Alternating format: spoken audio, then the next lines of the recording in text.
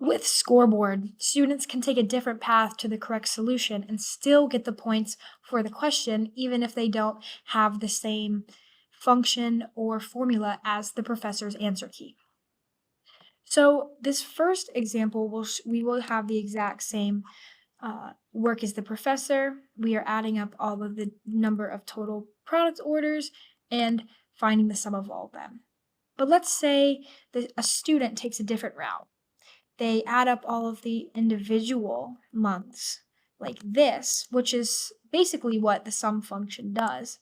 They would still get the the question right, even though they didn't do it the exact same way as the professor.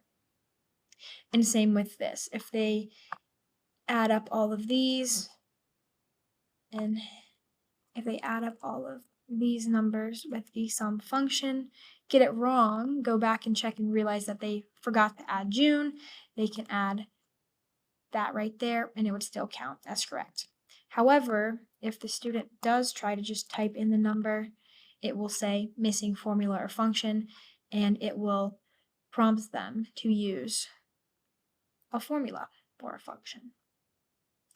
Similarly, this works for the average function. So if the student uses the average function to do this, they will get the right answer as such. But if they take a different route, per se, they add up all the individual cells and then divide by the number of cells, which is what the average function does, they are still able to get the right answer or get their points for their answer because they did the problem right.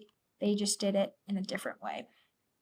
And same thing here, if they do use two formulas, so they do the sum formula divided by the count formula and get the right answer. But they will have to put it in the right format as such. So this can be turned off if you need your students to do something in a correct way, but this just shows how Scoreboard is dynamic and isn't fixed on what just the professor has inputted into the answer key.